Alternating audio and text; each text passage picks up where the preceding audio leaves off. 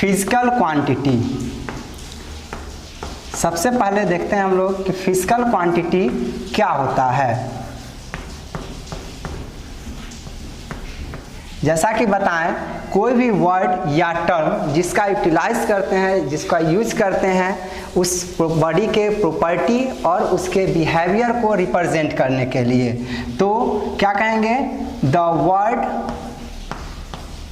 और term which is used to express the property and behavior of a body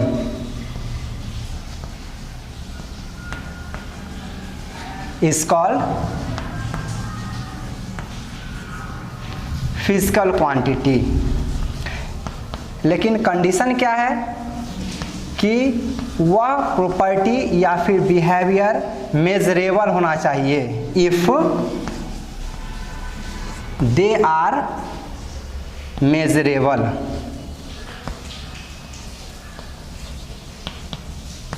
जैसे कि मास, किसी body के मास को मेजर किया जा सकता है। डिस्टेंस, 2 पॉइंट के बीच का डिस्टेंस मेजर कर सकते हैं, या फिर 2 पॉइंट के बीच का डिस्प्लेसमेंट मेजर कर सकते हैं। तो ये सारा टर्म जो होगा यह क्या कहलाएगा? फिजिकल क्वांटिटी कहलाएगा। ठीक।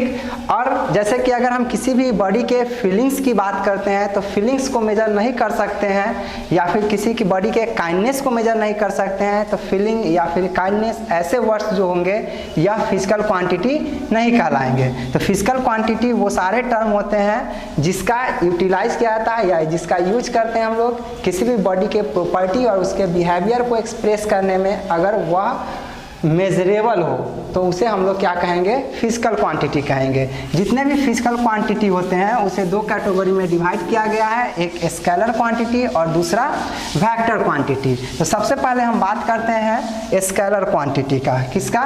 स्केलर क्वांटिटी का। स्केलर क्वांटिटी किसे बोलेंगे? तो किसी भी फिजिकल क्वांटिटी को जिसे कंप्लीटली रिप्रेजेंट करने के लिए सिर्फ मैग्नीट्यूड की ज़रूरत हो, मतलब कोई भी फिजिकल क्वांटिटी जिसे कंप्लीटली डिस्क्राइब किया जा सकता है सिर्फ उसके मैग्नीट्यूड से, तो उसे हम लोग क्या कहेंगे? स्केलर क्वांटिटी कहेंगे। A physical quantity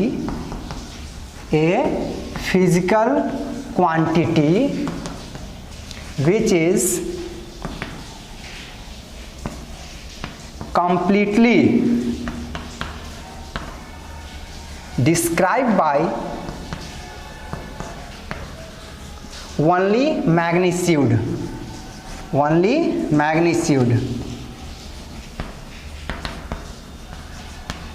called scalar quantity. मतलब वैसे फिजिकल क्वांटिटी जिसे कंप्लीटली रिप्रेजेंट करने के लिए सिर्फ मैग्नीट्यूड की ज़रूरत होती है उसे हम लोग क्या कहते हैं? स्केलर क्वांटिटी कहते हैं। मतलब ऐसे फिजिकल क्वांटिटी में डायरेक्शन की ज़रूरत नहीं पड़ती है। एग्जाम्पल में मास, अब कभी भी मास की बात करते हैं तो मास का सिर्फ अमाउंट लिखते हैं, जैसे मास इक्वल टू 10 kg। उसके बाद हम लोग डायरेक्शन की बात नहीं करते हैं कि हाँ मास का किस डायरेक्शन में है, किस तरफ नहीं है। मास हो गया। उसी तरह डिस्टेंस, जब भी किसी 2 पॉइंट के बीच का डिस्टेंस की बात करते हैं तो उसमें डायरेक्शन इंक्लूड नहीं होता है। तो मास, डिस्टेंस, वॉल्यूम, ये सब एग्जाम्पल हो गया किसका? स्केलर क्वांटिटी का। तो स्केलर क्वांटिटी क्या समझे कि कोई भी फिजिकल क्वांटिटी जिसे कंप्लीटली डिस्क्राइब किया जा सकता है सिर्फ उसके मैग्नीट्यूड से, तो वैसे फिजिकल क्वांटिटी को क्या बोलते हैं? स्केलर क्वांटिटी बोलते हैं। जिसका एग्जाम्पल क्या होगा? मास, डिस्टेंस, वॉल्यूम, इस तरह से और भी एग्जाम्पल होते हैं। अब बात करते हैं हम लोग वेक्टर क्वांटिटी का कि वेक्टर क्वांटिटी क्या होता है। तो वेक्टर क्वांटिटी में वैसे फिजिकल क्वांटिटी को रखा गया है जिसको कंप्लीटली रिप्रेजेंट करने के लिए मैग्नीट्यूड साथ ही साथ डायरेक्शन की भी ज़रूरत होती है। तो बात करते हैं किसका? वेक्टर क्वांटिटी का। किसका बात करते हैं? वेक्टर क्वांटिटी का। इसमें क्या कहेंगे? A physical quantity physical quantity which is completely described by magnitude and direction. लेकिन साथ में एक कंडीशन है कि इसे ऐड करने के लिए एक स्पेशल लॉ को फॉलो किया जाता है, as well as it obey the special law of vector addition. जैसे कि हम लोग अगर मास को ऐड करना चाहते हैं तो 2 kg plus 4 kg equal to 6 kg, लेकिन जो वेक्टर क्वांटिटी होता है उसमें ऐसा नहीं होता है। उसे ऐड करने के लिए एक अलग से रूल तैयार किया गया है जिसको स्पेशल लॉ ऑफ एडिशन बोलते हैं। उसके कुछ रूल्स हैं, उसे आगे चर्चा किया जाएगा। ठीक, इसका एग्जाम्पल क्या होगा? तो इसमें वैसे फिजिकल क्वांटिटी को रखा जाएगा जिसमें मैग्नीट्यूड हो और साथ ही साथ क्या होना चाहिए? डायरेक्शन होना चाहिए। तो जैसे कि फोर्स के बारे में जानते हैं कि फोर्स का मैग्नीट्यूड होता है। अगर किसी फोर्स की बात करते हैं तो हम कह सकते हैं कि F इक्वल टू 10 न्यूटन, और किस तरफ? तो टुवार्ड्स ईस्ट, टुवार्ड्स वेस्ट, किसी भी डायरेक्शन को ले सकते हैं। तो फोर्स, उसी तरह से डिस्प्लेसमेंट, डिस्टेंस और डिस्प्लेसमेंट दोनों अलग अलग चीज होती है। डिस्टेंस जो होती है वो स्केलर क्वांटिटी होता है, दो फिक्स पॉइंट के बीच का डिस्टेंस कुछ भी हो सकता है, और डिस्प्लेसमेंट जो होता है वो शॉर्टेस्ट डिस्टेंस को हम लोग डिस्प्लेसमेंट कहते हैं। तो डिस्प्लेसमेंट क्या होता है? वेक्टर क्वांटिटी होता है। और क्या हो सकता है? वेलोसिटी। ये सब किस में रखा गया है? वेक्टर क्वांटिटी में। इसमें क्या होता है? मैग्नीट्यूड के साथ साथ डायरेक्शन भी होता है। अब बात करते हैं हम लोग terms related to the vector, मतलब इस वेक्टर से रिलेटेड जो भी टर्म होता है उसका बात करते हैं। तो क्या क्या टर्म आएगा? तो सबसे पहले बात करते हैं कि आखिर किसी भी वेक्टर को रिप्रेजेंट कैसे किया जाता है, मतलब वेक्टर का नोटेशन, कि वेक्टर को कैसे लिखेंगे, कैसे समझ में आएगा कि हाँ वेक्टर क्या होता है। तो बात करते हैं किसका? Terms related to the vector. सबसे पहले किसका बात करते हैं? वेक्टर नोटेशन का। वेक्टर नोटेशन किसी भी वेक्टर को रिप्रेजेंट करने के लिए किसी लेटर के ऊपर एरो का सिंबल होता है। जैसे कि a vector is represented by a letter with an arrow over it as vector A, vector B, vector C, etc. मतलब वेक्टर को रिप्रेजेंट करने के लिए हमें क्या करना पड़ता है? किसी भी लेटर के ऊपर एरो का सिंबल देते हैं। तो ये क्या रिप्रेजेंट कर रहा है? वेक्टर। इसे क्या पढ़ेंगे? Vector A, vector B, vector C etcetera. मतलब ये रिप्रेजेंट करने का तरीका हुआ। जैसे अगर हम लोग फोर्स की बात करते हैं तो एफ से रिप्रेजेंट करते हैं, उसी तरह कोई भी वेक्टर को अगर रिप्रेजेंट करना होगा, किसी वेक्टर क्वांटिटी को रिप्रेजेंट करना होगा जिसमें मैग्नीट्यूड और उसका डायरेक्शन दिखाए, तो वह कैसे रिप्रेजेंट करेंगे?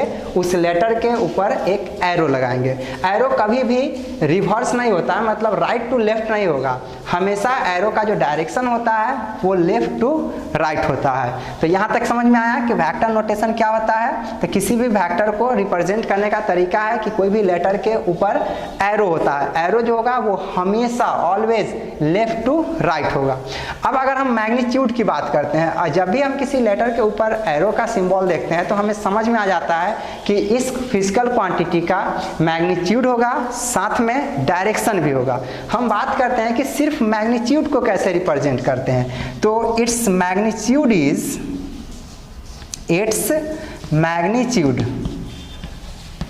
is denoted by only a, सिर्फ a होगा, उसके ऊपर जो वेक्टर का साइन था वो हट जाएगा, और अगर वेक्टर का साइन होता है तो हम उसे लिखेंगे mode of vector A. Mode of vector ए लिखने का मतलब होता है कि यह रिप्रेजेंट कर रहा है वेक्टर ए का मैग्नीट्यूड क्या होगा। तो यहाँ तक समझ में आया कि वेक्टर को रिप्रेजेंट कैसे करते हैं और उसके मैग्नीट्यूड को कैसे रिप्रेजेंट करते हैं। किसी भी वेक्टर को रिप्रेजेंट करने का तरीका होता है कि उस फिजिकल क्वांटिटी के ऊपर एरो का सिंबल देते हैं, और अगर उसके सिर्फ मैग्नीट्यूड को लिखना हो तो हम सिर्फ उस फिजिकल क्वांटिटी के सिंबल को लिखते हैं, नहीं तो उसके साथ वेक्टर के साथ मोड लगाते हैं। इसमें सिर्फ मैग्नीट्यूड दिखाएगा, इसके डायरेक्शन से यहाँ पे कोई मतलब नहीं होता है। अब बात करते हैं नेक्स्ट में कि ग्राफिकली कैसे रिप्रेजेंट करते हैं किसी भी वेक्टर को। तो किसी भी वेक्टर को ग्राफिकली रिप्रेजेंट करने का तरीका होता है कि हम उस वेक्टर को ग्राफिकली रिप्रेजेंट कर सकते हैं किसी कोऑर्डिनेट सिस्टम पे एरो दिखा करके। एरो दिखाने का मतलब होता है कि जो उस एरो का लेंथ होगा वह वेक्टर के मैग्नीट्यूड को रिप्रेजेंट करता है। अगर हम बात करते हैं इसे, ये ओरिजिन हो गया 0,0 एक्स एक्सिस वाई एक्सिस। अगर हम यहाँ पे एक एरो दिखाते हैं तो यह रिप्रेजेंट कर रहा है O to A, vector A को रिप्रेजेंट कर रहा है। किसको रिप्रेजेंट कर रहा है? वेक्टर A को। अगर हम वेक्टर A की मैग्नीट्यूड का बात करते हैं तो वेक्टर A का मैग्नीट्यूड यानी कि mode of vector A, vector A का मैग्नीट्यूड रिप्रेजेंट करेगा उस एरो के लेंथ। तो एरो का लेंथ क्या होगा? O to A, मतलब ओरिजिन से पॉइंट A का जो लेंथ होता है वह लेंथ वेक्टर A का मैग्नीट्यूड रिप्रेजेंट करता है। ठीक, और इस एरो का जो एंगल होगा थीटा, यह रिप्रेजेंट करेगा कि उसका डायरेक्शन क्या है। OA रिप्रेजेंट क्या करता है? मैग्नीट्यूड ऑफ वेक्टर A, और थीटा क्या रिप्रेजेंट करेगा? Direction of vector A। तो हम कह सकते हैं कैसे कि ग्राफिकल रिप्रेजेंटेशन ऑफ वेक्टर, क्या टॉपिक दे रहे हैं? Graphical representation.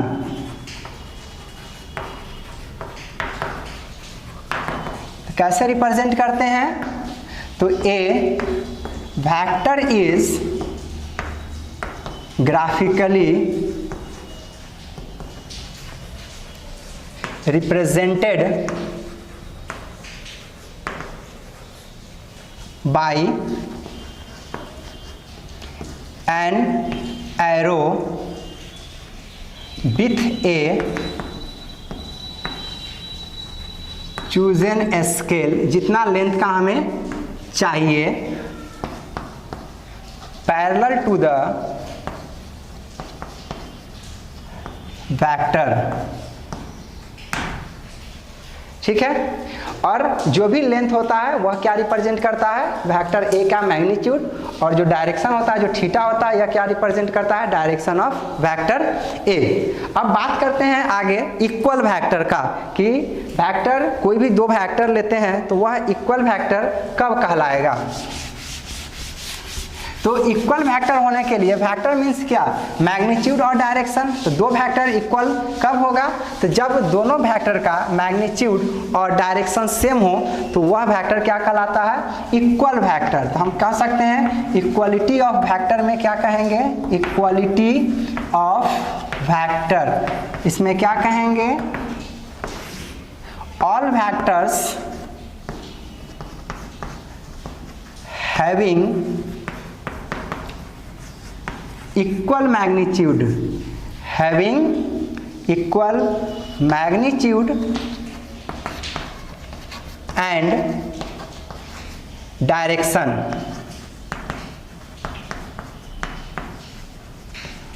are equal।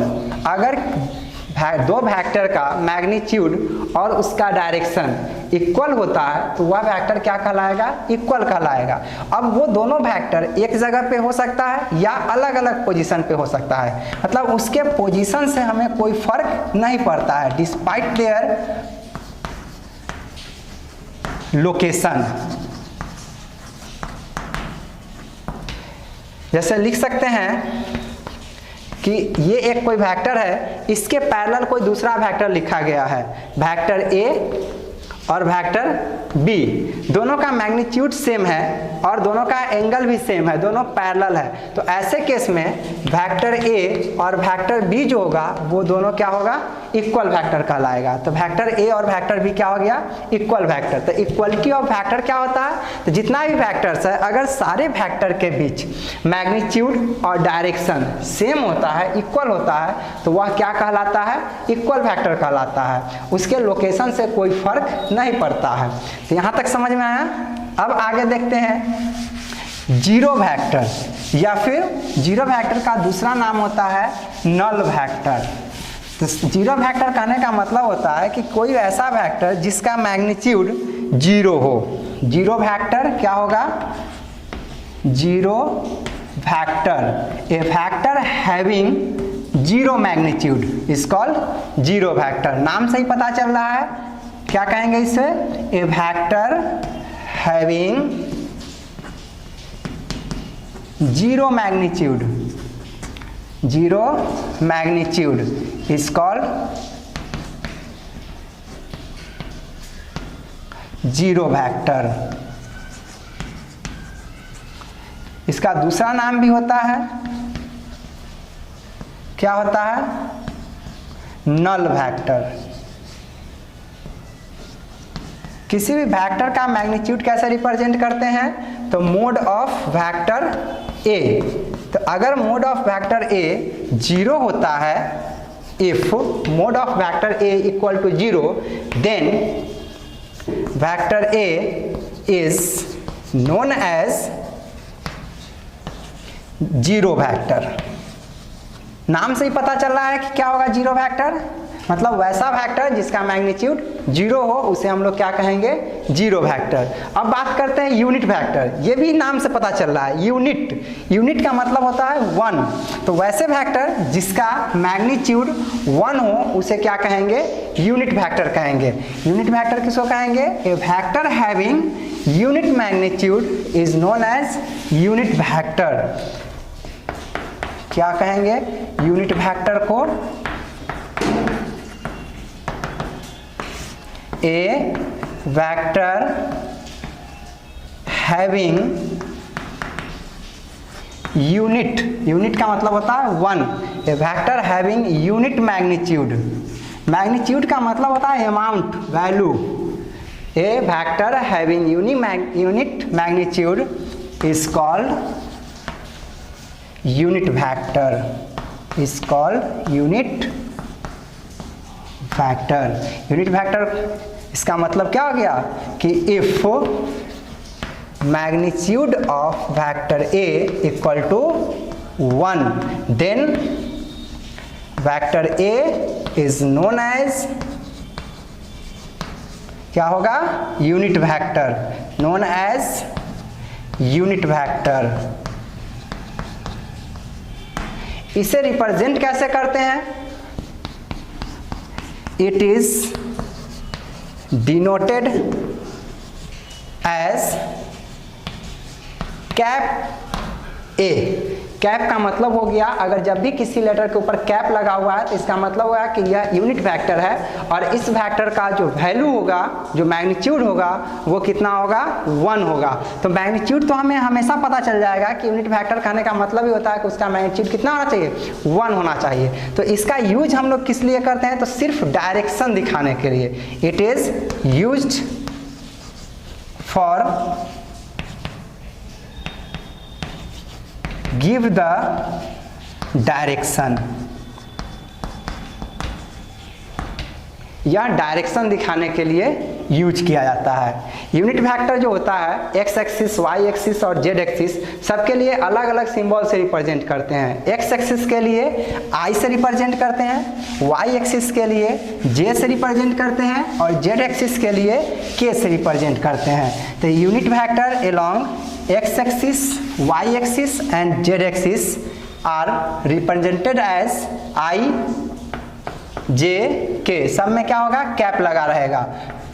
क्या होगा, unit vector along X axis comma Y axis and Z axis are I cap, J cap and K cap respectively.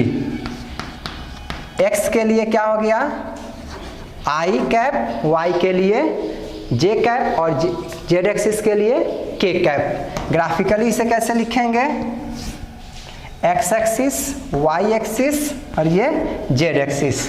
X axis में जो vector होगा unit vector उसे किससे रिप्रेजेंट करेंगे, आई से। वाई एक्सिस में जो यूनिट वेक्टर होगा उसे किससे रिप्रेजेंट करेंगे, जे से। और जेड एक्सिस में जो वेक्टर होगा उसे किससे रिप्रेजेंट करेंगे, के से।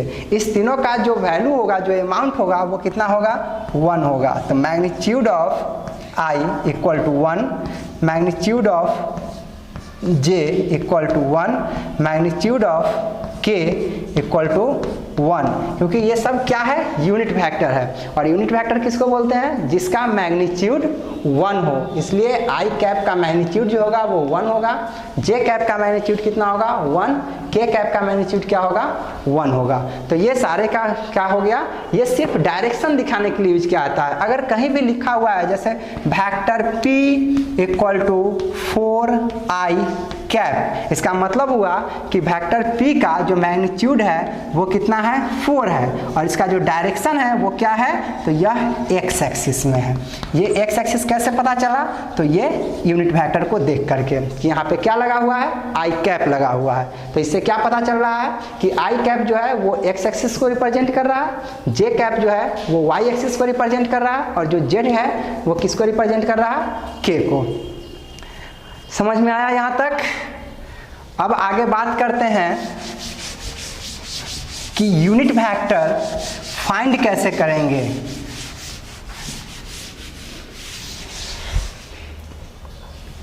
For finding the unit vector, unit vector कहने का मतलब है कि उसका मैग्नीट्यूड कितना होना चाहिए, 1। अगर वेक्टर ए एक यूनिट वेक्टर है, इसका मतलब है कि वेक्टर ए में उसी के मैग्नीट्यूड से अगर डिवाइड किया जाए तो इसका जो वैल्यू आएगा वो क्या आएगा, 1 आएगा। तो यूनिट वेक्टर को हम लोग कैसे निकालते हैं, पार्टिकुलर किसी वेक्टर को उसी के मैग्नीट्यूड से डिवाइड करके।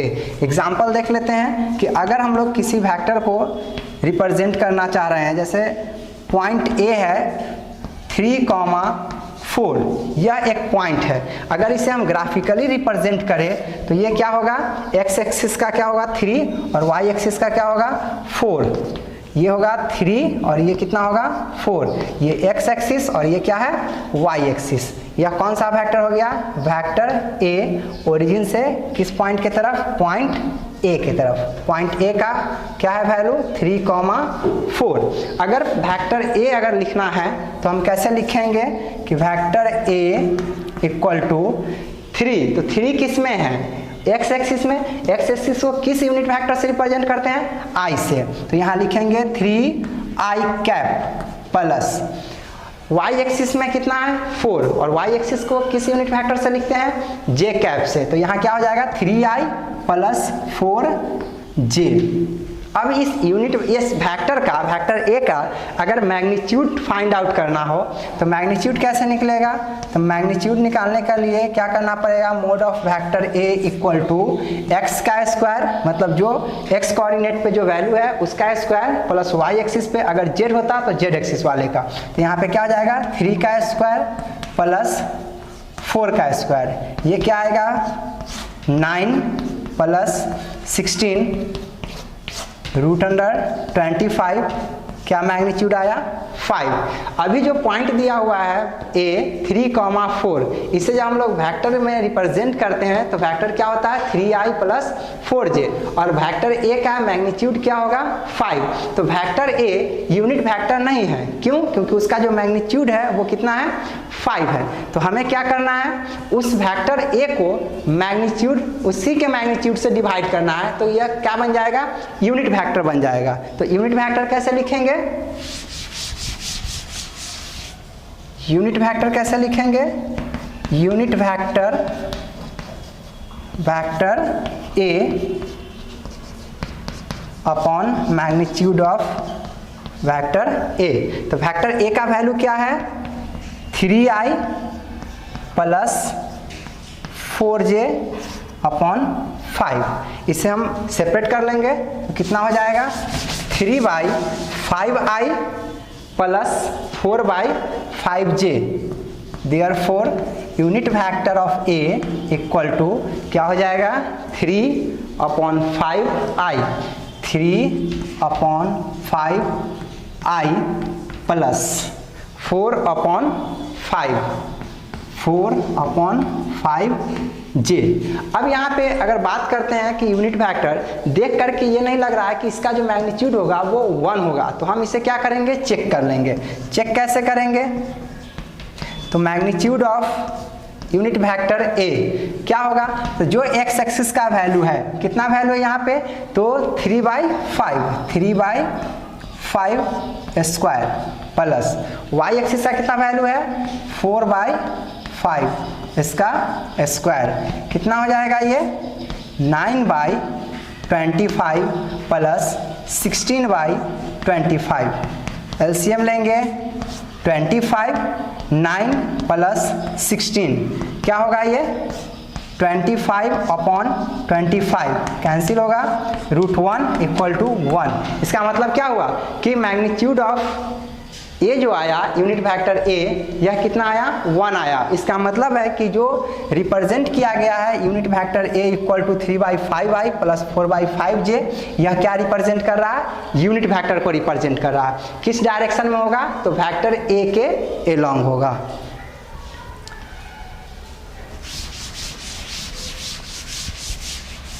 अब बात करते हैं दो वेक्टर के बीच के एंगल का। एंगल कैसे फाइंड आउट करते हैं? एंगल